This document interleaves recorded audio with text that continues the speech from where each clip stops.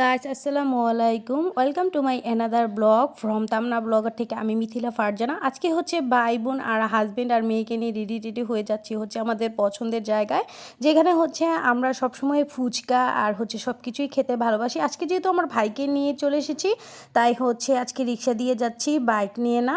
আর আমরা যাচ্ছি হচ্ছে আমাদের বাড়ির পাশে পাড়াগাঁও ঈদগাহ মাঠ। যারা রূপগঞ্জের মধ্যে আছেন তারা হচ্ছে অবশ্যই এই জায়গাটা চিনবেন।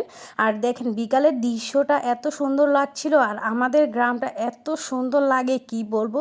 মাঝে মধ্যে নিজে নিজে হচ্ছে ঘুরে গ্রামটাকে দেখি আর দেখতে খুবই ভালো লাগে, এত সবুজ শ্যামল কি বলবো।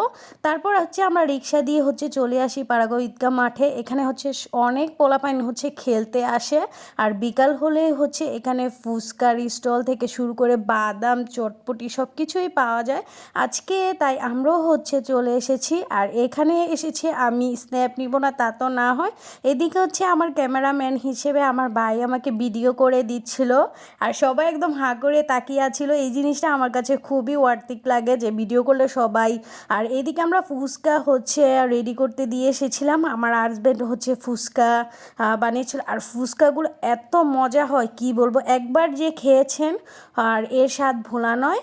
আর রূপগঞ্জে যারা আসেন অবশ্যই ঈদগাতে যাবেন আর এই মামা থেকে হচ্ছে ফুচকাটা খাবেন। আর আমি যেহেতু ফুচকা লাভার তাই আমার তো কোনো কথাই নেই, আমরা দুজনেই হাজব্যান্ড ওয়াইফ সবারই এই ফুচকাটা ভালো লেগেছে। আর বিকালবেলায় হচ্ছে সব ছেলেমেয়েরা এখানে হচ্ছে খেলছে ব্যাডমিন্টন, তারপর হচ্ছে ফুটবল, তারপর হচ্ছে আর ক্রিকেট সবাই খেলছে।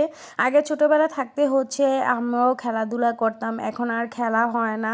কত খেলেছি, কত স্মৃতি রয়েছে কি বলবো। আর পরিবেশটা সন্ধ্যা হয়ে যাচ্ছিল, এত ভাল লাগছিল আর আকাশে তো পাখি একদম ভরা ছিল। আমরা একদম খাওয়া দাওয়া শেষে আর একদমই সন্ধ্যা হয়ে যায়। রূপগঞ্জে কারা কারা আছেন অবশ্যই কমেন্টে জানাবেন এই ঈদগাহটাকে চিনেন কিনা। তারপর আমরা বাড়ি চলে আসি। আজকের মতো এখানে শেষ করছি, দেখা হবে নেক্সট কোনো ভিডিওতে। আল্লাহ হাফেজ।